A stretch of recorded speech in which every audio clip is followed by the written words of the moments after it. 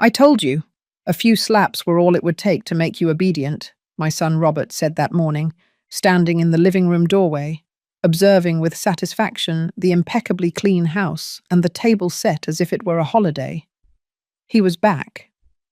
Just 24 hours after beating me until I was lying on the kitchen floor, there he was, smiling with that arrogance that only men who believe they've won possess.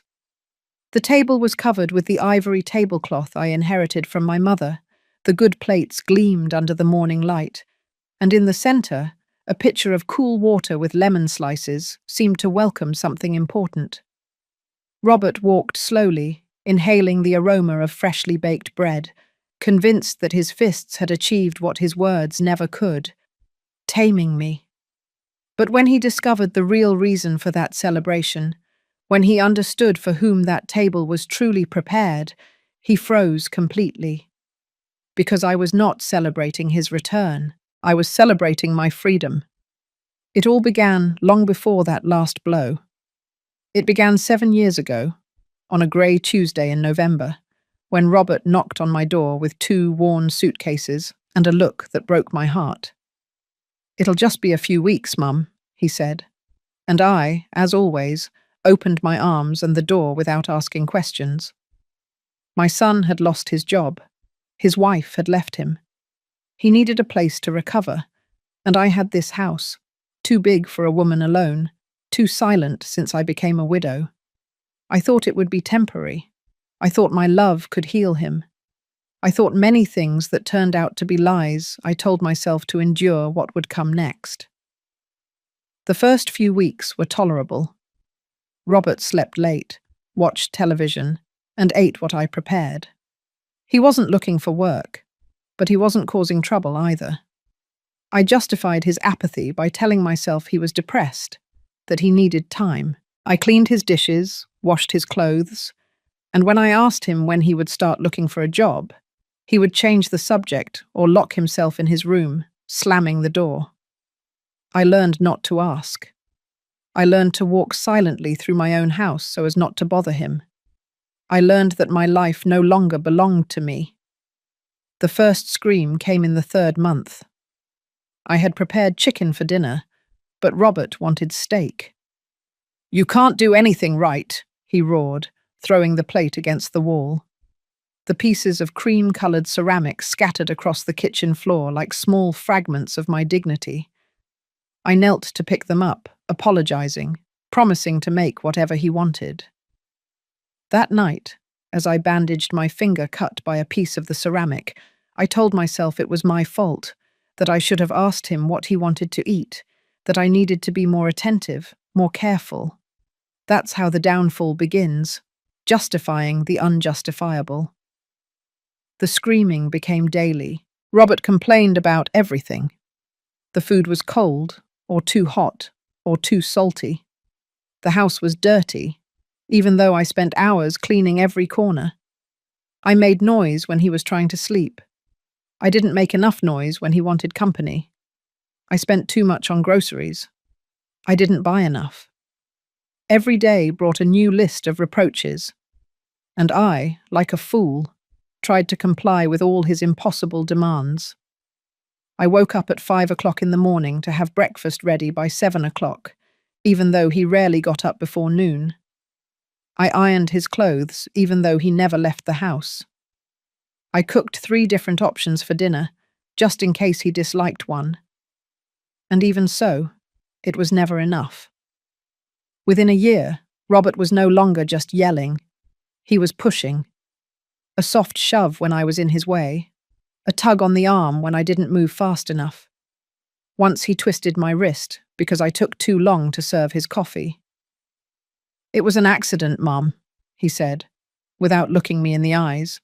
And I, dear God, I believed him. Or I wanted to believe him. Because accepting the truth meant accepting that my only son, the baby I nursed, the boy I hugged through his nightmares, had become my executioner. I stopped seeing my friends. Jane would call every week at first, inviting me for coffee, for a walk in the park. But Robert always needed something just as I was about to leave. He was hungry, or had a headache, or just looked at me with those eyes that said, "Don't you dare leave me alone." So I started turning down invitations. Once, twice, 10 times, until Jane stopped calling. The outside world shrank until it was just him and me in this house that smelled of resentment and reheated food. The neighbors noticed things. Mrs. Peterson, who lived next door, once asked me why I had a bruise on my arm. "I fell," I lied, pulling down the sleeve of my olive green blouse. She looked at me with that expression that says, "I know you're lying, but I won't press you." And I felt shame, not for the bruise, but for being such a coward, for allowing this to continue, for becoming a stranger to myself. Money was the next thing he controlled. My widow's pension arrived every month, $1,200 that had been perfectly enough for me to live with dignity before. But Robert had needs. He needed cigarettes. He needed beer. He needed money to look for a job, even though I never saw a single job application. At first, I would give him $20 or $30 when he asked. Then it was 50. After that, 100. Until one day he simply took my bank card and said, "It's easier this way, Mum. I manage the money better." And like an idiot, I gave it to him. I started having to ask his permission to buy my own medication, to buy groceries, to exist. My life was reduced to a series of routines designed to keep the peace. Waking up before him, making coffee exactly the way he liked it. Very strong, 2 spoons of sugar, in the grey mug he inherited from his father. Walking barefoot to make no sound. Cooking without singing, because my voice irritated him. Watching television in my bedroom with the volume so low I could barely hear. Breathing carefully, as if the simple act of existing could provoke his anger. And the saddest thing is that it worked. When I was invisible, when I became a shadow, he was calm. But shadows also have limits, and I was about to reach mine. The definitive break came on a Thursday night. I had prepared vegetable soup because money was running out, and there were only $300 left in the account until the end of the month. Robert walked into the kitchen, looked at the steaming bowl, and his face twisted into a grimace of disgust. "Soup? That junk soup again," he spat the words as if they were poison. I tried to explain that we needed to save, that expenses had been very high that month, that if he wanted to, we could look for ways to reduce costs together. It was a mistake I would pay for with blood. Robert approached slowly, with that terrifying calm that preceded his worst moments. He took the bowl with both hands and flipped it onto the table. The hot soup spilled, staining the tablecloth, dripping onto the floor, splashing my hands. I stood motionless, feeling the liquid burning my skin. But more than the physical pain, it was the fear that paralyzed me. "Do you know what your problem is, Mum?" he said, leaning down until his face was inches from mine. His breath smelled of stale beer and tobacco. "You never learned your place. Dad was too soft on you, but I won't be." What happened next occurred so quickly that my brain took several seconds to process it. His hand smashed into my face with such force that I fell out of the chair. The cold tile floor hit my hip, my elbow, my shoulder. I felt a sharp pain in my ribs. For a moment I couldn't breathe.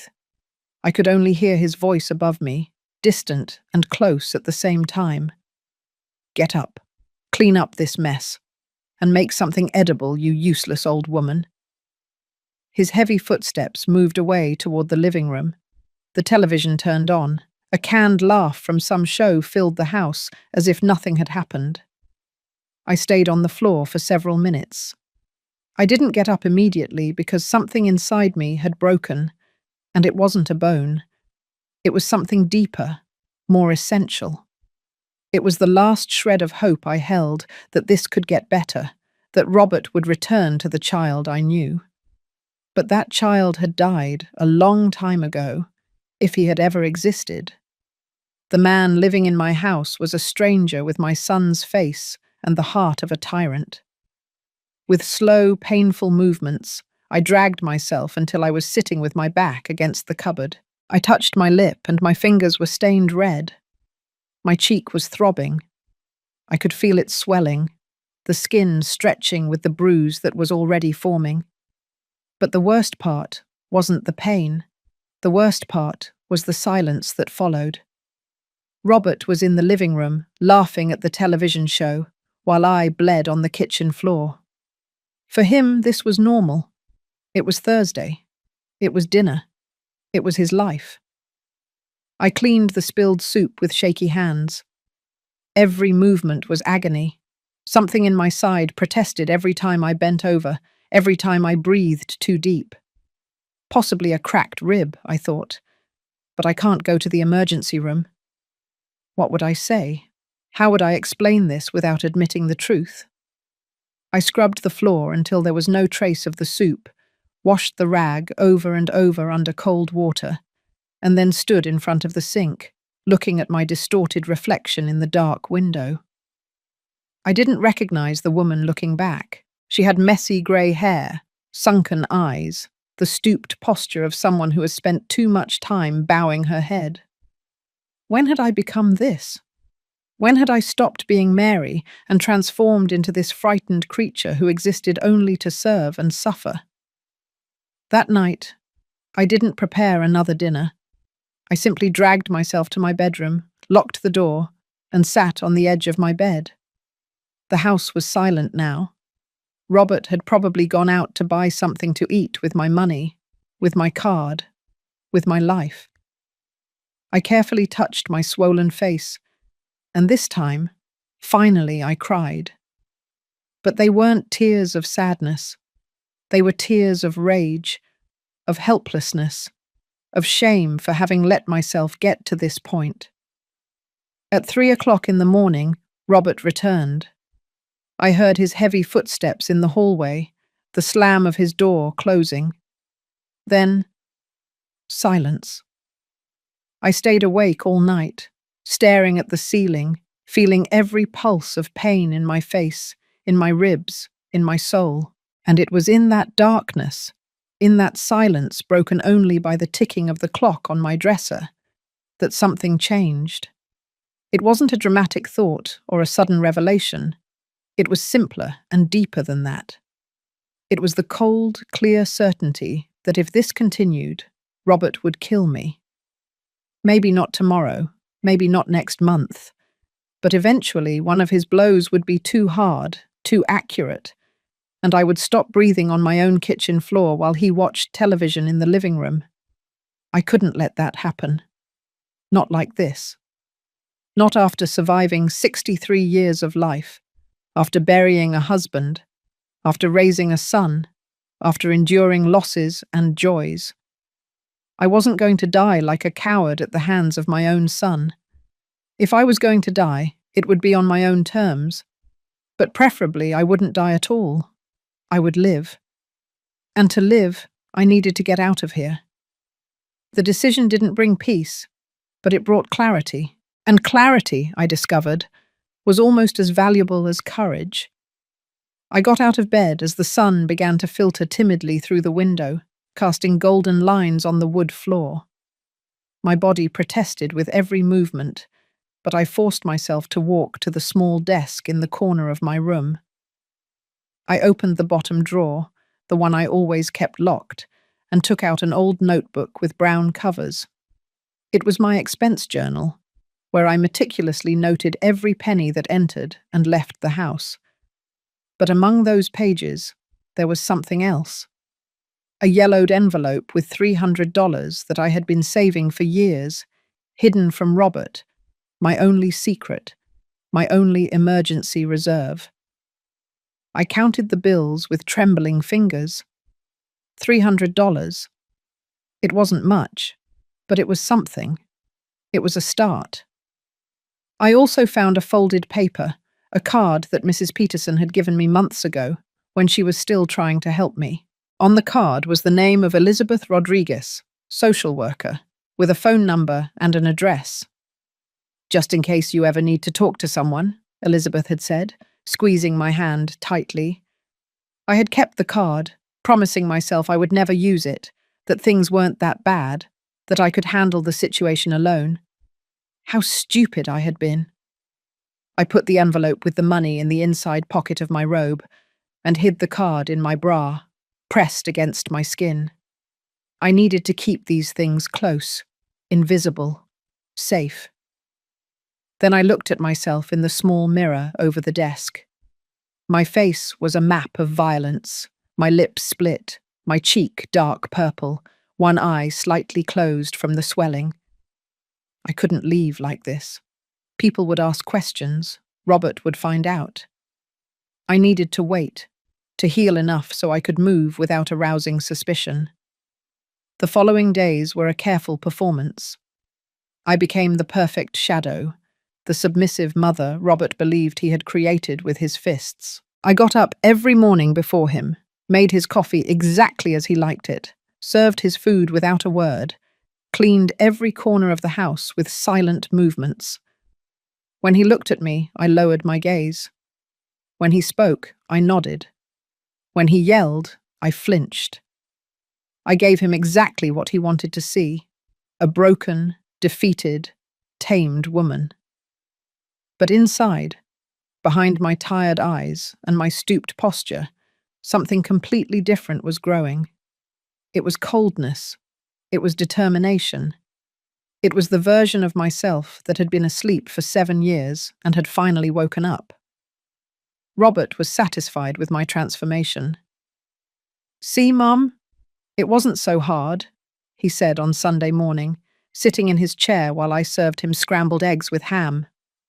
"You just needed to learn who's in charge here. Now everything is much easier, right?" I nodded, kept my head down, and he smiled. That victorious smile made me sick, but it also gave me strength, because while he thought he had broken me, I was planning every detail of my escape. On Monday, when Robert went out to meet some friends, leaving me locked in with specific orders to have dinner ready by 8 o'clock, I took the phone with trembling hands. I dialed the number on the card Mrs. Peterson had given me. It rang once, twice, 3 times. I almost hung up. I almost convinced myself that this was a bad idea, that I could handle it alone, that things would get better. But then a warm voice answered on the other end. "Social Services Office, Elizabeth Rodriguez speaking." And something inside me broke down. I couldn't speak right away. My throat closed, the words stuck behind years of silence and shame. "Hello? Is anyone there?" Elizabeth asked softly. "Yes," I finally managed to whisper. "I need help." Those 3 words were the hardest I had ever spoken. Admitting I needed help meant admitting I had failed, that I couldn't solve this alone, that I was a victim. But Elizabeth didn't judge me. She didn't ask me why I had waited so long. She just said, "I'm here to listen. Take your time." I told her everything. The words came out like water from a broken dam. The beatings, the insults, the control of the money, the isolation, the 7 years of horror I had been living. As I spoke, I paced back and forth in my room, watching the window, terrified that Robert would return and discover me. Elizabeth listened without interrupting, and when I finished, her voice sounded firm and clear. "Mary, what you are experiencing is severe domestic violence. It is not your fault, and I can help you, but I need you to trust me. You can come to my office." I looked at the time. Robert wouldn't be back until night. "I can be there in 40 minutes, I replied. I left the house for the first time in months without Robert's permission. Every step I took down the street felt like a betrayal and a liberation at the same time. The afternoon sun warmed my skin, I wasn't used to being outside, to walking freely. Elizabeth's office was in a beige building 6 blocks away. When I entered, a woman in her 50s with glasses and her hair tied back in a braid greeted me with a smile that held no pity, only understanding. "Mary," she said, as if she had known me all my life. "Come in, please." Her office was small but cozy. There were plants in the windows, landscape photographs on the cream-coloured walls, and a coffee maker emitting a comforting aroma. I sat in a chair in front of her desk, and Elizabeth sat next to me, not behind the desk, but beside me, as an equal. "First, I want you to know something important," she began, looking me directly in the eyes. "What is happening to you is not normal. It is not acceptable. And it is definitely not your fault. Sons do not have the right to hit their mothers. No one has that right." Hearing those words spoken aloud by another person made me cry. Not silent tears this time, but deep sobs that shook my entire body. Elizabeth handed me a box of tissues and waited. She didn't try to calm me or tell me to stop crying. She just waited until I could breathe again. "I'm sorry," I murmured, wiping my face. "Don't apologize for that," she said firmly. "You've been strong for too long. It's okay to break down now. You are in a safe place." Elizabeth pulled out a folder and began asking me specific questions. How long had Robert been living with me? How often did the violent episodes occur? Did I have any proof? Photographs of injuries, messages, witnesses? I shook my head, ashamed. I hadn't documented anything. I had hidden the bruises. I had lied about the falls. I had kept everything a secret. "That's okay," Elizabeth said, writing something in her notebook. "We'll start now. I'm going to take photographs of the current injuries. Do you give me permission?" I nodded. The photographs were humiliating. I had to show my swollen face from different angles, lift my blouse to show the bruises on my ribs, extend my arms to capture the finger marks where Robert had grabbed me tightly days earlier. Every click of the camera was evidence of my shame, but also evidence of his guilt. When we finished, Elizabeth put away the camera and took my hands. "This is very brave, Mary. I know it doesn't feel that way, but it is." We talked for almost 2 hours. Elizabeth explained my options. I could apply for a restraining order, I could file criminal charges, I could seek shelter in a domestic violence safe house. But when she mentioned the safe house, something inside me revolted. "No," I said with a firmness that surprised me. "That is my house. I bought it with my husband 30 years ago. We paid every cent. I buried my husband from that house. I'm not going to let Robert drive me out of my own home." Elizabeth smiled, and for the first time I saw pride in her eyes. "Then we will do this another way," she said. She told me about an attorney who worked with domestic violence cases, a man named Charles Mendez, who could help me regain legal control of my property, my money, my life. "He works with us frequently," Elizabeth explained. "He is good at what he does and doesn't charge for the initial consultation. Would you like me to call him now?" I nodded, feeling something akin to hope begin to grow in my chest. Charles arrived 30 minutes later. He was a man in his 40s, wearing a dark grey suit and a serious but kind expression. He sat down, opened his briefcase, and got straight to the point. "Mrs. Herrera, based on what Elizabeth told me on the phone, you have a solid case. Your son is living on your property without paying rent. He is physically and emotionally assaulting you, and he is controlling your finances. We can work on multiple fronts: protection order, legal eviction, regaining control of your bank accounts. But I need to know, are you ready to do this? Because once we start, there is no turning back." I looked at Charles, then at Elizabeth, and then at my own hands, wrinkled and marked by years of work. I thought of Robert, of his satisfied smile when he thought he had tamed me. I thought of all the years I had lost being his servant, his victim, his possession. And I thought of the woman I had been before, the Mary who laughed, who sang while cooking, who had friends and dreams. "I'm ready," I said. And this time, my voice did not tremble. Charles pulled several documents from his briefcase and spread them out on Elizabeth's desk.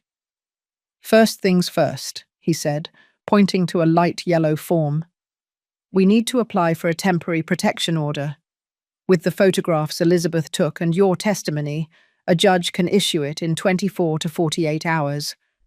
That will prohibit Robert from approaching you, contacting you, or remaining on your property." I listened to every word as if it were a foreign language. For so long I had believed I had no options, that I was trapped, and now this man was telling me that the law could protect me. "And if he doesn't obey the order?" I asked, feeling fear tighten my throat. "What if he gets angry and things get worse?" Charles looked at me seriously. "I won't lie to you, Mrs. Herrera. There is risk. The most dangerous moments in domestic violence situations are when the victim tries to leave or take control. That's why we need to plan this carefully. Elizabeth and I have worked together on dozens of cases like yours. We know how to do it safely." Elizabeth nodded and added, "You are not alone in this. You will have support every step of the way." We spent the next few hours building a plan. Charles explained that we would first file the protection order request at the courthouse. While we waited for the hearing, I needed to regain control of my finances. "Do you have access to your bank statements?" he asked. I shook my head. Robert had taken everything: my card, my checkbook, even the statements that came in the mail. "Then tomorrow we will go to the bank," Charles said, writing something in his notebook. "You are the account holder. You have the right to cancel any additional card, change passwords, and establish that only you can carry out transactions." The idea of confronting the bank, of taking those concrete actions, terrified and excited me at the same time. "What if Robert finds out before we're ready?" I whispered. "What if he checks the account and sees that I cancelled his card?" Charles closed his notebook and looked directly at me. "That's why we need to move fast. Once we make the banking move, we have to be prepared to execute the rest of the plan immediately. We can't give him time to react." Elizabeth leaned forward and took my hand. "Mary, I know it's terrifying, but every day you spend living with him is one more day of risk. You already made the hardest decision by coming here. Now you just need to keep going." I left that office 3 hours after I had entered, with a folder full of documents, a list of steps to follow, and something I hadn't felt in years: purpose. The sun was setting, staining the sky with orange and pink colours. I walked back home quickly, aware that Robert expected his dinner by 8 o'clock, and it was already 7:45. My ribs still hurt with every hurried step, but the physical pain was insignificant compared to the mixture of terror and determination had burning in my chest. I arrived home at 7:30. Robert was in the living room, watching a football game, with his feet on the coffee table and a can of beer in his hand. "You took a long time to go to the store," he said, without turning to look at me. My heart stopped. Had he seen me leave? Did he know where I had been? "The line was long," I lied, keeping my voice calm as I walked toward the kitchen. "I'm going to make dinner now." He grunted something unintelligible and turned his attention back to the television. I let out a silent sigh of relief. That night, as I prepared roasted chicken with potatoes, my hands moved automatically, but my mind was completely elsewhere. I went over the plan again and again. Tomorrow, Tuesday, go to the bank at 9 o'clock in the morning when they opened. Charles would meet me there. We would cancel Robert's card, We would change all access. We would establish that only I could authorize transactions. Then we would go directly to the courthouse to file the protection order request. If everything went well, by Wednesday or Thursday, we would have the temporary order. And then would come the hardest part, notifying Robert that he had to leave my house. I served dinner in silence. Robert ate without a word, focused on his phone, sending messages and occasionally laughing. I barely touched my food. My stomach was clenched with nerves. Every time he moved, I tensed, expecting another outburst, another blow, another humiliation. But that night, he was in a good mood. He had won some money betting on the game, he informed me. $50. We're going to eat well tomorrow, he announced. I want steak, the good kind. Go to the market early and buy the best cut you can find. I nodded, knowing that tomorrow there would be no market, no steak, and if all went according to plan, no more orders. I didn't sleep that night. I stayed in bed, watching the shadows, the streetlights projected on the ceiling, listening to the sounds of the house, the humming of the refrigerator, the occasional creak of the beams, Robert snoring across the hall. I thought of everything that could go wrong. What if the bank refused to help me? What if the judge didn't believe my story? What if Robert discovered what I was planning before we could execute it? The possibilities of failure were endless, and each one terrified me more than the last. But then I remembered Elizabeth's words, "You already made the hardest decision." She was right. The hardest thing wasn't what would come next, but daring to take the first step. And I had already taken it. I had already left the house without permission. I had already talked to strangers about my situation. I had already admitted the truth. I couldn't go back now, even if I wanted to. The process was already in motion. I got up at 5 o'clock in the morning, even though I hadn't slept at all. I showered with warm water, letting the heat relax my tense muscles. I dressed carefully, dark grey pants, a peach-coloured blouse, comfortable shoes. I wanted to look respectable, like the homeowner I was, not the victim I had become. I looked at myself in the bathroom mirror. The bruises were fading, changing from purple to a greenish yellow, but they were still visible. Good, I thought. Let the judge see them. Let the world see what Robert has done to me. I made coffee for Robert, as always. I placed his mug on the kitchen table, along with toast and jam. I wrote a note, went to the market early to get the best steak. Be back soon. It was a lie, of course, but I needed time. I needed him not to suspect anything until it was too late to stop me. I took my purse, put the folder of documents Charles had given me inside, and left the house at 6:30 in the morning. The streets were almost empty at that hour. The fresh morning air filled my lungs, and for the first time in a long time, I felt something akin to freedom. I walked to a coffee shop that opened early, 3 blocks from my house, and sat by the window with a cup of hot coffee between my hands. I had 2.5 hours before meeting Charles at the bank. 2.5 hours to mentally prepare for what was coming. 2.5 hours to be brave. Charles arrived at the bank exactly at 9 o'clock, his briefcase in one hand and an expression of determination on his face. "Good morning, Mrs. Herrera," he said, shaking my hand firmly. "Ready for this?" I nodded, although my heart was pounding so hard I was sure he could hear it. We entered the bank together, and Charles spoke to one of the managers, explaining the situation professionally but directly. 20 minutes later, we were sitting in a private office, and a woman named Patricia was reviewing my accounts on her computer. "I see there is an additional card associated with your account," Patricia said, looking at the screen. "Issued 6 years ago to Robert Herrera. You want to cancel that?" I nodded. "I need to cancel it. Now."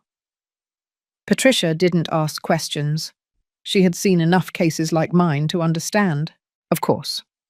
I'm also going to change your PIN, your online banking passwords, and place an alert on your account so that no one but you can authorize changes. Does that sound good?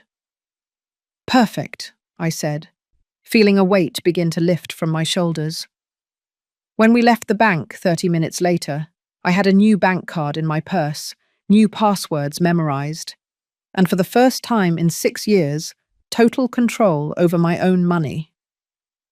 Charles walked beside me with a firm step as we headed to the courthouse, which was only 2 blocks away. You did very well in there, he said, and something in his tone made me feel proud of myself. I had been strong. I had spoken clearly. I hadn't cried or apologized for taking what was rightfully mine. The courthouse was an imposing concrete building with tall columns and hallways that smelled of old paper and disinfectant. Charles guided me through the entrance, past metal detectors and security guards, until we reached an office on the 3rd floor with a sign that read Domestic Violence and Protection Orders. A receptionist handed us forms to fill out. I sat on a hard plastic chair and began writing my story in the blank spaces, reducing 7 years of horror to checked boxes and brief descriptions. When did the last incident occur? Last Thursday. Describe the nature of the aggression. Blows to the face and torso. Have there been previous threats? Yes, constant for 7 years. Charles reviewed each form before I handed it in, making sure it was complete and correct. When we finished, we sat down to wait. The waiting room was filled with women of all ages, some with small children playing quietly with worn toys, others alone with empty expressions that I recognized in myself. We were all here for the same reason. We had all reached the point where surviving was more important than maintaining appearances, more important than love, more important than anything else. A young woman sitting next to me had a sleeping baby in her arms and a completely swollen eye. Our eyes met for a second, and in that second we shared everything. The fear, the shame, the determination, the hope. We didn't say anything. We didn't need to. At 11:20, an assistant called my name. Charles and I entered a small office where a judge in her 60s, with short silver hair and glasses, was reviewing my file. Mrs. Mary Herrera, she said, without looking up, I have reviewed your application and the attached photographs. I am going to grant an emergency temporary protection order valid for 15 days. In that time, a formal hearing will be scheduled where your son may present his side, and I will decide whether the order is made permanent. My heart leaped. 15 days? It seemed like such a short time and an eternity at the same time. The judge continued, This order states that Mr. Robert Herrera is prohibited from approaching you within 100 yards, contacting you by any means, and must immediately vacate the property located at the address you provided. The police can enforce this order. If he violates it, he will be arrested. She signed the document in black ink, stamped an official seal, and handed me a copy. Take this seriously, madam. If he contacts you, call the police immediately. Do not negotiate. Do not speak to him. Do not give him opportunities. Your safety comes first. We left the courthouse with the protection order in hand, and Charles took me directly to the police station. We need an officer to go with you to your house to notify Robert and supervise while he gathers his belongings and leaves, he explained. At the station, an officer named Ramirez, a stocky man in his mid-30s with a serious expression, read the order and nodded. These cases are delicate, he said, looking directly at me. I will take you to your house. We will notify your son, and he will have 1 hour to collect his essential belongings and leave. If he refuses, we will arrest him for contempt. If he becomes violent, we will arrest him for assault. You don't have to speak to him at all. I'll handle it. The ride back to my house was surreal. I was in the back seat of a patrol car, with Charles in his own car following us, and Officer Ramirez driving in silence. I looked out the window at the familiar streets, the houses where I had lived for 30 years, and everything seemed different now. I wasn't running away. I was returning. But this time, I was returning as the owner, not the prisoner. When we arrived at my house, I saw Robert's car parked in the driveway. He was home. My stomach twisted into a knot of panic. Officer Ramirez must have noticed because he said in a firm voice, "Breathe, I'll handle this. You just need to stay behind me and not say anything unless I ask you directly." Charles approached and put a hand on my shoulder. "You're doing the right thing, Mary. In a few minutes, this will be over." We walked to the front door. I took out my keys with trembling hands and opened it. Inside, the television was on at full volume. Robert was on the sofa, exactly where I had left him so many times, with his feet on the coffee table and a beer in his hand. When he saw us enter, his expression changed from confusion to fury in a second. "What the hell is this?" he roared, standing up. "Why did you bring the police to my house?" "It's not your house, sir," Officer Ramirez said in a calm but authoritative voice. "This property belongs to Mrs. Mary Herrera, and I have a protection order here that prohibits you from remaining on these premises." He extended the document toward Robert.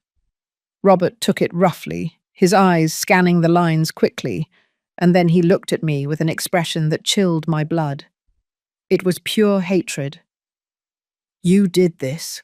he asked in a dangerously low voice. "You betrayed me like this, you miserable old woman?" I wanted to answer. I wanted to explain. I wanted to scream all the years of pain he had caused me. But Officer Ramirez stepped between us.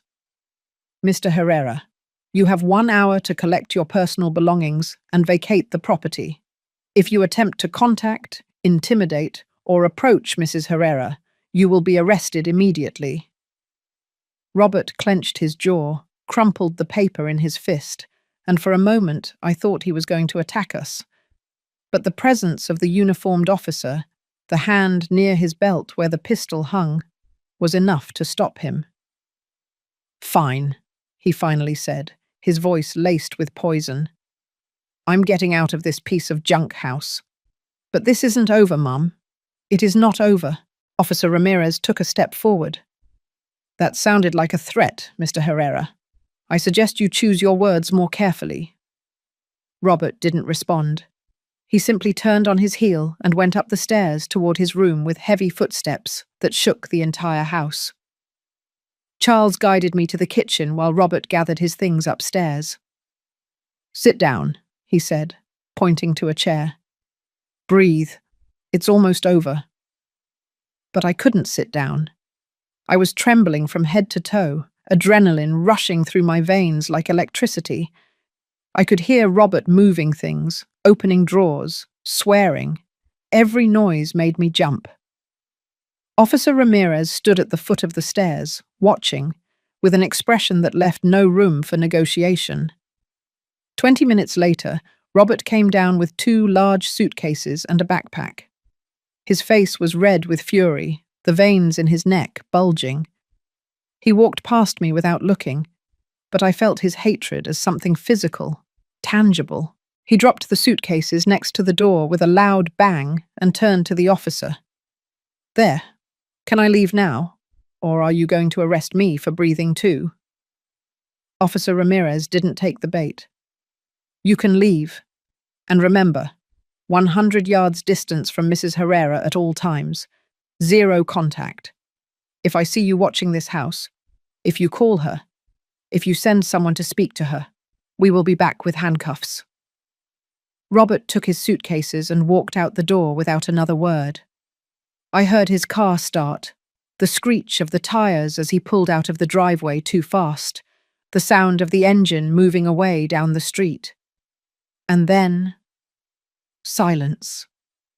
A silence so complete, so profound, that for a moment I didn't know what to do with it. Officer Ramirez closed the front door and locked it. "He's gone," he said. "It's over." Was it over? I didn't know. My legs gave out, and I had to grab the back of a chair to keep from falling. Charles held my arm. "Sit down, Mary. It's over now. It's done." But it didn't feel like it was done. It felt like it was just beginning. Officer Ramirez stayed for 20 more minutes, checking all the locks on the house, making sure the windows were securely closed, explaining the steps to follow if Robert tried to return. "Keep your phone charged and close at all times," he said, handing me a card with the direct station number. "If he shows up, if you see him nearby, if you receive any kind of contact, call 911 immediately. Don't wait. Don't hesitate. Don't think you're overreacting. These cases can escalate quickly." I nodded, putting the card in my blouse pocket. Charles added his own phone number on a piece of paper. "I am also available. 24 hours. Anything, Mary. Anything at all. You call me." When they finally left, I stood in the middle of my living room, surrounded by a silence that was completely mine for the first time in 7 years. The house felt strange, as if it were a new place, even though every piece of furniture, every crack in the wall, every stain on the carpet was as familiar as my own skin. I walked slowly from room to room, touching the surfaces, reclaiming my own space. In the kitchen, Robert's plate was still in the sink, with remnants of dried food. I picked it up and for an instant considered washing it by reflex. But then, something inside me revolted. I dropped it into the trash can. I was not going to clean up his messes anymore. Never again. I went up the stairs to his bedroom, the room that had been a guest room before he arrived, and turned it into his personal fortress. The door was open. Inside, the mess was monumental. Dirty clothes piled in the corners, empty beer bottles on the floor, plates with half-eaten food on the desk. The smell was nauseating, a mix of sweat, tobacco, and neglect. He had left many things, posters on the walls, boxes of personal items, a broken lamp, but I didn't care. All that could wait. I closed the door and decided that room would exist for me only when I was ready to face it. That first night alone was the strangest of my life. I prepared a simple dinner for myself, just for me, vegetable soup and toast. I sat at the kitchen table without watching the clock, without calculating when he would arrive, without planning what I would say if he disliked the food.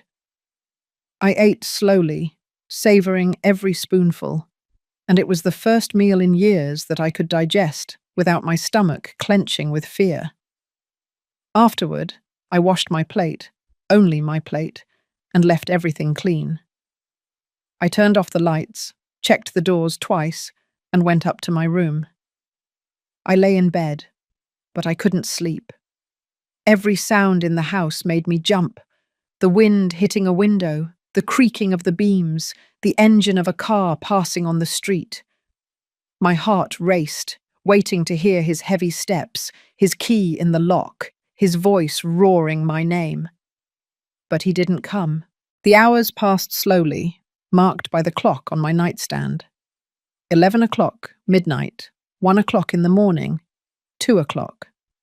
And little by little, as the silence stretched unbroken, something inside me began to relax. I was alone, truly alone, and for the first time in so long. That wasn't scary. It was peace. The following days were an exercise in relearning how to live.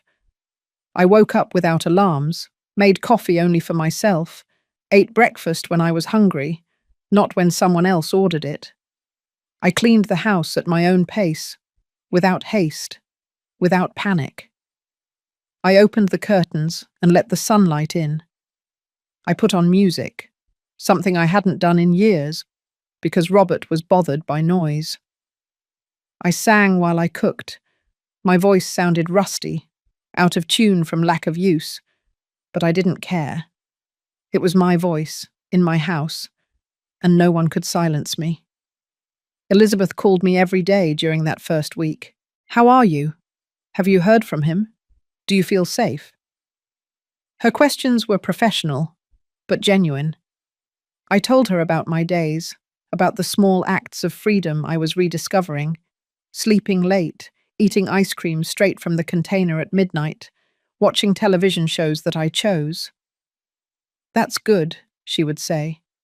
"You are rebuilding yourself. Take your time. There is no rush." Charles also called, keeping me informed about the legal process. The formal hearing for the permanent protection order was scheduled for 10 days away. Robert had been officially notified. He would have the opportunity to show up and give his side. "Do I have to see him?" I asked, feeling panic tighten my throat. "You will have to be in the same room," Charles explained, "but there will be security. He won't be able to approach you. I will be with you the entire time. Elizabeth will be there too. You are not alone in this." Those words had become a mantra. You are not alone. After 7 years of isolation, of believing I had no one, of thinking I had to endure everything in silence, discovering that there were people willing to help me was overwhelming and beautiful at the same time. On the 5th day after Robert left, I dared to leave the house. Not to run necessary errands, but just to walk. I put on a lavender dress I hadn't worn in years, brushed my hair and left it down, and walked out onto the street under the afternoon sun. I walked through my neighborhood as if seeing it for the first time.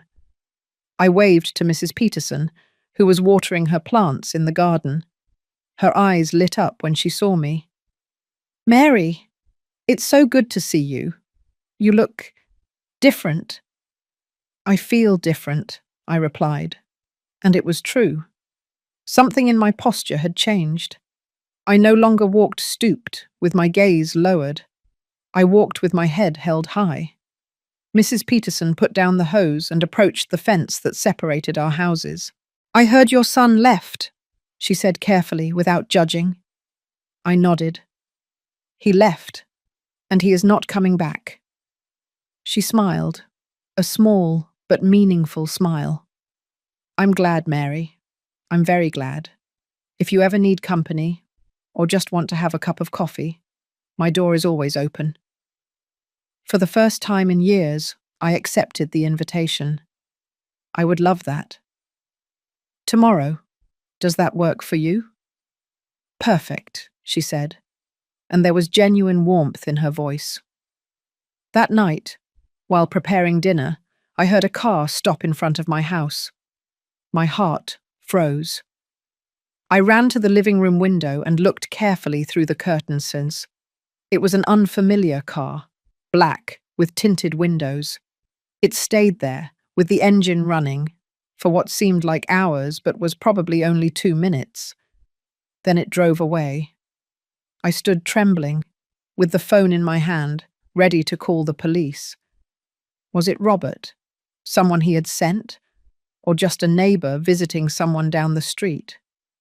I didn't know, but the fear returned, raw and paralyzing, reminding me that even though Robert no longer lived here, his shadow still stretched over my life.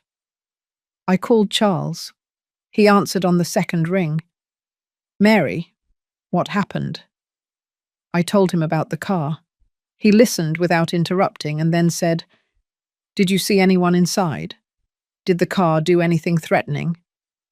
"No," I admitted. "It just stayed there, parked." "It's okay," he said in a calm voice. "It's normal to be hypersensitive after what you've been through. It might not have been anything, but you did well to call me. If it happens again, write down the license plate and call the police. They can check. And Mary," he paused. "Breathe. You are safe. The doors are locked. You have emergency numbers. You are not defenseless." Those words helped me calm down. He was right. I was no longer the defenseless woman Robert had tried to create. I had taken action. I had sought help. I had a protection order, allies, resources. If he tried anything, I wouldn't stay silent. I wouldn't hide. I would fight. That night I slept with the phone on the nightstand and a baseball bat I found in the garage under the bed. I would probably never use it, but knowing it was there gave me a sense of control. The days continued to pass. I reconnected with Jane, my old friend who had stopped calling after so many rejections. When I dialed her number, after years of silence, my voice trembled. "Jane, it's Mary." There was a pause, and then her voice, warm and surprised. "Mary? My God, how are you? It's been so long since I heard from you." "I know," I said, feeling tears burn my eyes. "I'm so sorry. I had problems, but I'm better now. And I was wondering if you'd like to get coffee with me sometime." We arranged to meet on Saturday. When the day came, I was as nervous as a teenager on her first date. I got ready carefully, choosing clothes that made me feel like myself, not the shadow I had become. Jane hugged me when we met at the coffee shop, a long, strong hug that made me cry. "I missed you," she whispered. "Me too," I replied. I didn't tell her everything that day. It was too much, too soon, but I told her enough. That Robert no longer lived with me, that I was getting my life back, that I needed to reconnect with the people who mattered to me. She listened, held my hand across the table and said, "I'm here. Whatever you need. Always." The hearing was scheduled for Tuesday at 10 o'clock in the morning. The night before, I could barely close my eyes. I stayed awake, mentally rehearsing what I would say, how I would behave, what I would do if Robert tried to intimidate me with looks or words. Charles had prepared me. The judge will ask you questions about the incidents of violence. Answer honestly, calmly. Don't let yourself be provoked if Robert or his lawyer try to make you angry. Maintain your composure. The truth is on your side. But knowing what to do and being able to do it were two completely different things. I got up at dawn, showered with almost cold water to wake myself up completely, and dressed in the most formal suit I had, charcoal grey pants and a cream-coloured blouse. I wanted to look serious, respectable, like someone whose words deserved to be heard. I put on a little makeup to cover the last shadows of the bruises that still lingered on my cheek, although part of me wanted to leave them visible, wanted the judge to see exactly what Robert had done to me. But Charles had said the photographs would be sufficient evidence. "You don't need to display your wounds to be believed," he had explained. "Your testimony and the evidence speak for themselves." Charles picked me up at 8:30. Elizabeth was waiting for us in the courthouse parking lot. When the elevator doors opened on the 3rd floor, my stomach twisted into a tight knot. There were more people than I expected. Other women waiting for their own hearings, lawyers reviewing documents, security officers standing in the corners. And then I saw him. Robert was at the end of the hallway, sitting on a wooden bench, dressed in a white shirt and dark pants, as if he were going to a job interview. Next to him was an older man in a black suit who must have been his lawyer.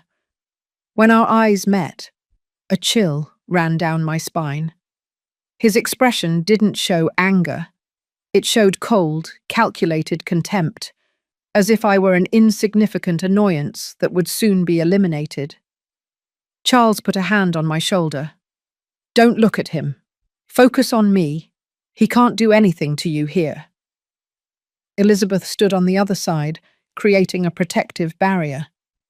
We sat on the opposite bench, as far away from Robert as possible. The minutes crawled like hours. At 10 o'clock sharp, an assistant opened the courtroom doors and began calling names. Case number 4732, Mary Herrera versus Robert Herrera. My heart was beating so fast, I was sure everyone in the room could hear it. The room was smaller than I had imagined. There was a table for each party, a witness chair, and at the front, elevated on a platform, the judge's bench. The same woman who had signed my temporary order was there, reviewing papers with a serious expression. Charles guided me to our table. Robert and his lawyer sat at the opposite table, less than 10 feet away. I could feel his presence as something physical, oppressive, but I forced myself to keep my gaze straight ahead, to breathe, to remember why I was here. The judge looked up. "Good morning. This is the hearing to determine whether the temporary protection order issued on the 18th of this month should become permanent. I have reviewed Mrs. Mary Herrera's initial petition, the photographs of the injuries, and the written testimony.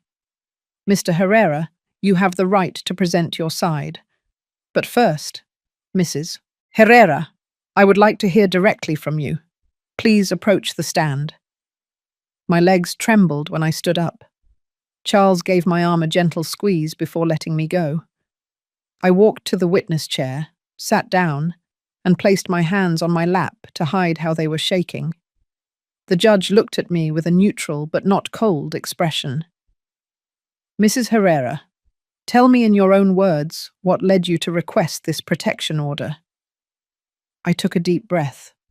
It was now or never. It was my chance to tell the truth, the whole truth, without fear of the consequences.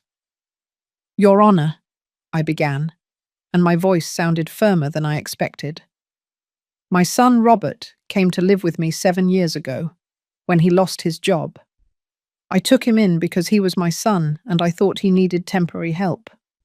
But what started as support turned into control. He never looked for work. He took control of my money, my house, my life. He would yell at me if the food wasn't exactly how he wanted it. He would push me if I moved too slowly. He constantly insulted me, calling me useless, old, stupid. I stopped seeing my friends because he always needed something when I tried to go out. I stopped making decisions about my own life because I was afraid of his reaction." The judge listened without interrupting, taking occasional notes. I continued, feeling the words flow more easily now that I had started. 2 weeks ago, I prepared soup for dinner because money was running out. He became enraged, said it was garbage, and flipped the bowl onto the table. When I tried to explain that we needed to save, he hit me. He hit me in the face with such force that I fell to the floor. Then he kicked me in the ribs while I was lying there. And afterward, he went to the living room to watch television as if nothing had happened. My voice cracked slightly, but I continued. That night, I understood that if I didn't do something, he would eventually kill me. Not because he is a monster, but because he had learned that he could hit me without consequence. I had taught him that by allowing it for so long. Robert made a sound of disgust from his table. His lawyer put a hand on his arm, silencing him. The judge gave him a warning look before turning her attention back to me. "Is there anything else you wish to add?" I thought for a moment. There was so much more. The years of psychological humiliation, the nights sleeping in fear, the loss of my identity. But I decided to end with something simple and direct. "I just want to live in peace in my own house, Your Honor. I don't want revenge. I don't want to hurt him. I just want him to leave me alone." I returned to my seat. Charles gave me a look of approval. Now it was Robert's turn. The judge called him to the stand. He walked with confident steps, as if this were a minor inconvenience, and sat with a relaxed, almost arrogant posture. "Mr. Robert," the judge began, "you have heard your mother's testimony. What is your version of the facts?" Robert cleared his throat. "Your Honor, with all due respect, my mother is exaggerating everything. Yes, we had a disagreement over dinner. I was frustrated because she knows I don't like soup, and she still prepares it constantly.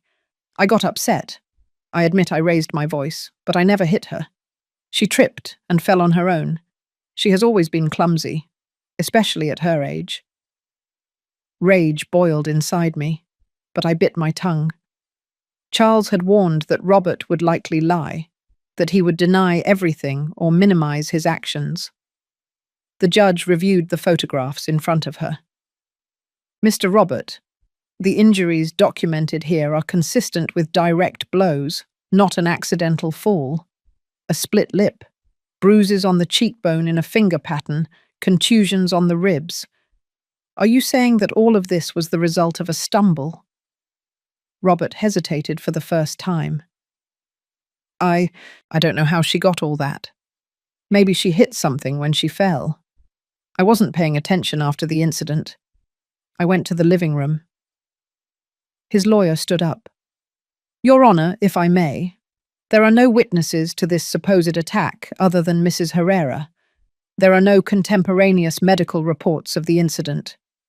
My client admits there was an argument, that he became agitated, but he adamantly denies hitting his mother. Furthermore, I would like to point out that he has lived in that house for years without any prior problems. Why is it that suddenly, after all this time, she is bringing these accusations? It is suspicious, Your Honor. It could be an attempt to evict him from the property for personal reasons unrelated to violence. Charles immediately stood up. Objection, Your Honor. Counsel is speculating about my client's motivations without any basis. Furthermore, the absence of prior medical reports is precisely characteristic of domestic violence victims who live in silence out of fear, not evidence that the abuse did not occur. And regarding the lack of witnesses, domestic violence by its nature occurs in private. That is precisely why it is so difficult to combat.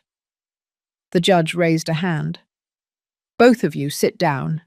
I understand the arguments of both parties. A silence fell as the judge reviewed the documents in front of her. I held my breath. This moment would decide everything, whether I could live in peace or if I would have to constantly look over my shoulder. Finally, the judge spoke. I have carefully considered both testimonies, the photographic evidence, and the typical patterns in domestic violence cases. Mrs. Herrera's injuries are extensive and consistent with physical assault.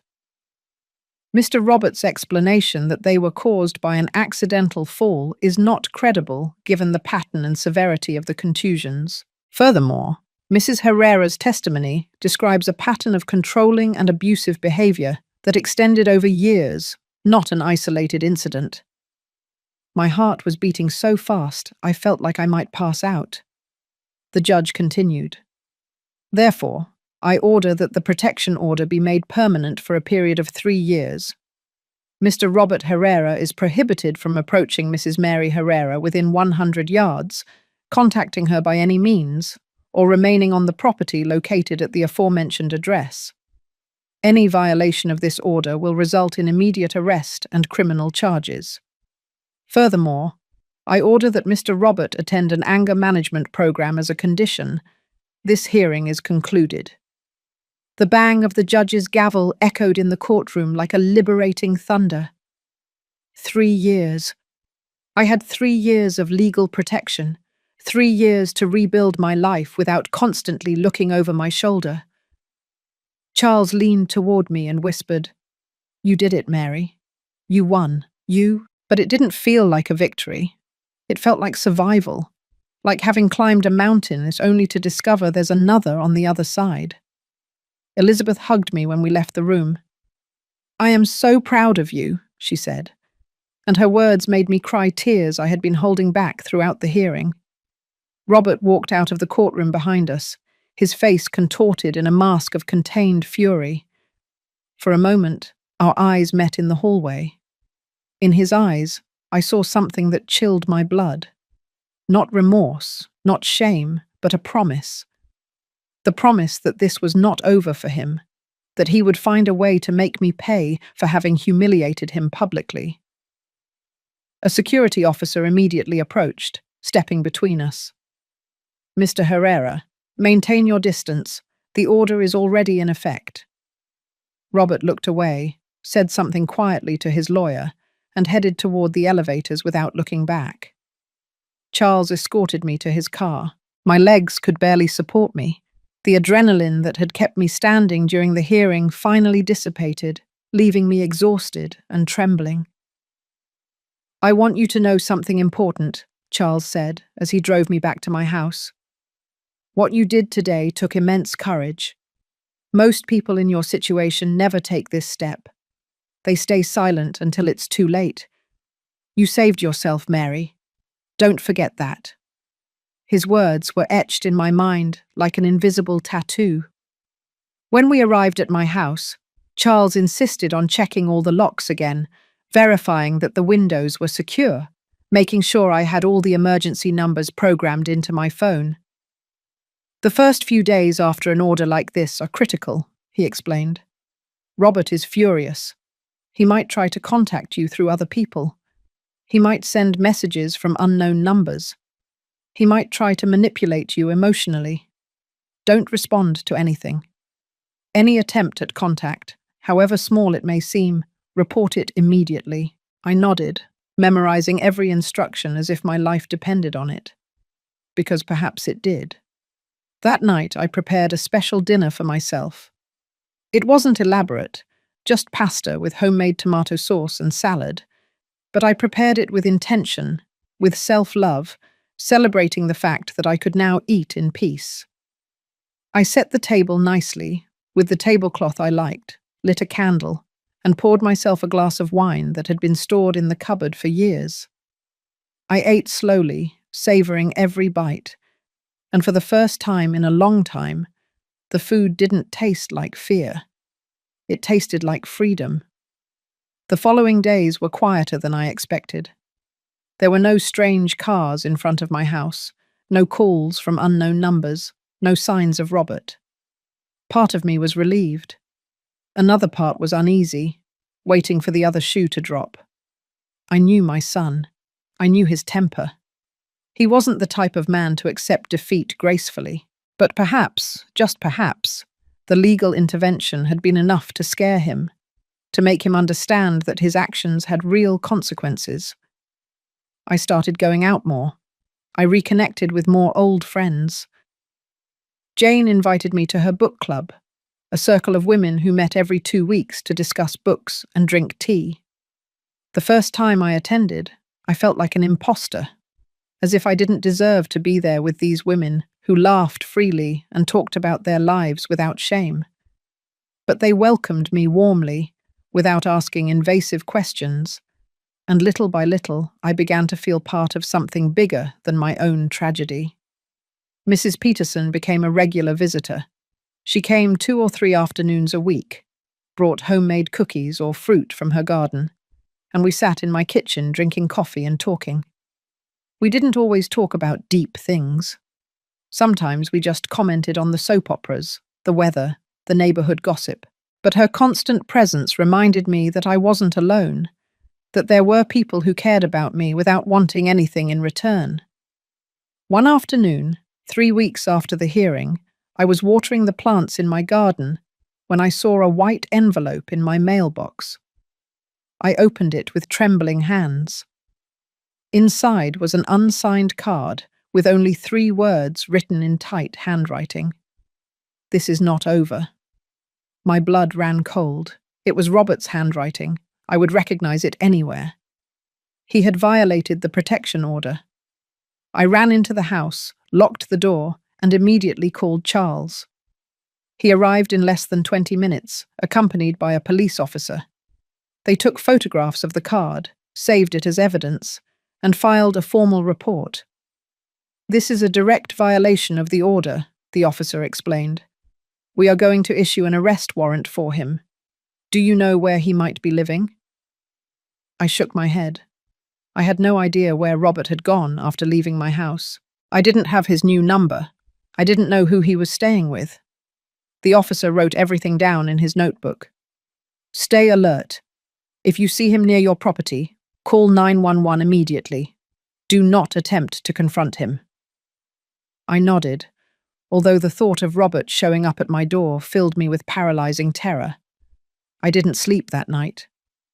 I stayed sitting in the living room with all the lights on, the phone in one hand and the baseball bat in the other, waiting to hear footsteps on the porch, a window breaking, his voice yelling my name.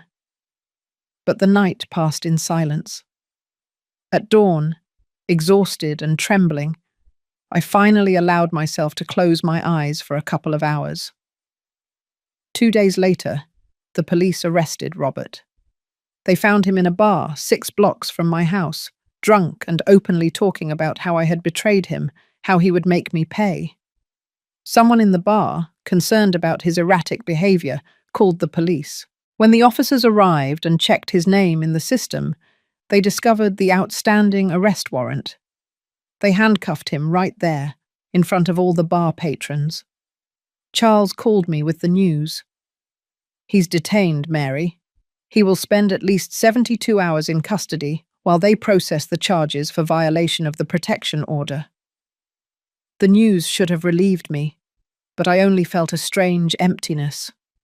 This was my son, the baby I had carried in my arms, and now he was in a cell for threatening me.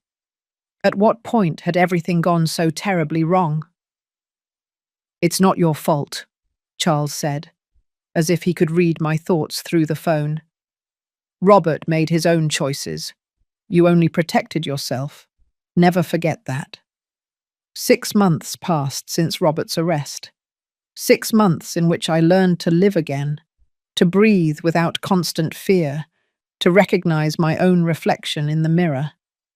The house that had been my prison slowly transformed into my sanctuary. I painted the living room walls a soft peach color, a warm shade that reminded me of tranquil sunrises.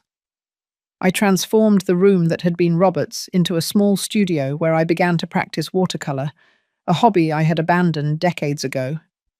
Every brushstroke on the canvas was an act of reclamation, a statement that my life belonged to me again. Robert was sentenced to 8 months in jail for violation of the protection order and threats. When he got out, the order would remain in effect for 2 more years. Charles explained that he would probably try to appeal, that he might try to contact me again when he regained his freedom. "But by then," he said with a small smile, "you will be even stronger than you are now." And he was right. Every day without him, I recovered another piece of myself that had been lost. One Thursday afternoon, exactly 7 months after the hearing, I decided to do something I had been putting off. I prepared that table that Robert had seen when he returned the day after hitting me. The same table that had confused him, that had made him believe his fists had tamed me. But this time, I prepared it for the right reasons. I invited Elizabeth, Charles, Mrs. Peterson, Jane, and 3 more women from the book club. I prepared a hearty dinner: herb-roasted chicken, mashed potatoes, roasted vegetables, and for dessert, a chocolate cake I baked myself following my mother's recipe. When they arrived, the house was filled with light, soft music, and the aroma of homemade food made with love. Charles brought wine. Elizabeth arrived with fresh flowers, bright yellow. Jane hugged me in the doorway and whispered, "Look at everything you've built." And it was true. I had built something beautiful on the ruins of my pain. We sat around that table, the same one that had witnessed so much violence, and filled it with laughter, stories, and celebration. We were not celebrating Robert's downfall. We were celebrating my resurrection. During dinner, Charles raised his glass. "I'd like to make a toast to Mary," he said, and everyone fell silent. 7 months ago, I met a woman who had been beaten, controlled, and stripped of her dignity. But that woman found the courage to get up, to seek help, to say enough. And today I look around and I see that same woman, but transformed. I see someone who not only survived, but is flourishing. Mary, you are an example that it is never too late to take your life back. To you. Everyone raised their glasses. "To Mary," they said in unison. I had to wipe my tears with my napkin. Elizabeth shared something afterward. "I have worked with domestic violence victims for 15 years," she said, "and I have seen everything. Women who return to their abusers again and again, women who don't survive to tell the tale, women who manage to escape, but are broken forever. But I have also seen women like you, Mary, women who turn their trauma into strength, who don't let the violence define who they are. You chose to live, you chose to fight, and you chose to heal. That is extraordinary." Her words resonated with me in a profound way. I had chosen. At every step of the way, from that first phone call to this moment, I had made active decisions to save myself. That night, after everyone left, I stayed alone in my kitchen, washing the dishes with my hands submerged in warm, soapy water. I looked out the window at the dark garden and thought about the whole journey. I thought about the woman I had been, the one who allowed herself to be hit and controlled because she thought she deserved nothing better. I thought about the woman I was now, the one who had friends, projects, hope. They were not the same person. I had died on that kitchen floor 7 months ago, and I had been reborn stronger. Robert would eventually get out of jail. He would probably still be the violent and resentful man he had always been. But that was no longer my problem. I had done my part. I had set boundaries. I had sought legal protection. I had built a support network. If he chose to change, good for him. If not, that was his cross to bear, not mine. I was no longer responsible for saving him or enduring him. My only responsibility was to myself. The following months continued to bring small victories. I fully regained control of my finances and discovered that Robert had spent almost $25,000 of my savings during the years he lived with me. Charles helped me file a civil lawsuit to recover some of that money. I would probably never see a dime, but the very act of reclaiming what was mine had value. I enrolled in senior yoga classes at the community center. I started volunteering at a domestic violence shelter, helping other women navigate the same process I had gone through. Sharing my story, seeing how it gave hope to others, healed me in ways I hadn't anticipated. A year after everything, on a sunny spring afternoon, I was sitting in my garden painting wildflowers when Mrs. Peterson peered over the fence. "Mary, you have a visitor," she said. My heart raced for a moment of instinctive panic, but Mrs. Peterson smiled. "It's Elizabeth." Elizabeth walked into the garden with a folder under her arm. "I came to give you something," she said, sitting in the chair next to me. She opened the folder and took out a certificate. "You officially completed the Survivor Recovery Program. This is for you." It was a simple piece of paper, but it meant everything. It meant I had done the work. I had attended therapy, processed my trauma, learned tools to never return to that dark place. "Do you know the most incredible thing about you?" Elizabeth asked, looking at me with bright eyes. "That you are 64 years old and still had the courage to start over. Many people your age think it's too late to change, to get out of bad situations. But you proved that it's never too late." I smiled, feeling the warm sun on my face. "It's never too late to choose to live," I replied. "That's what I learned. As long as you breathe, as long as you have a voice, you can choose something different." That night, I stayed up later than usual, sitting on my porch with a cup of chamomile tea, watching the stars. I thought of Robert, wherever he was. I wished him peace, genuinely. Not because he deserved my forgiveness, but because I deserved to be free from the weight of resentment. He had been the villain of my story, but I had chosen to be the hero of my own rescue. And that choice, that decision not to wait for someone else to save me, but to save myself, had made all the difference. The house behind me was lit, warm, full of life. my life. And although the road had been painful, although the scars would always remain, I was here, I was alive, I was free. And that, after everything I had been through, was all I needed.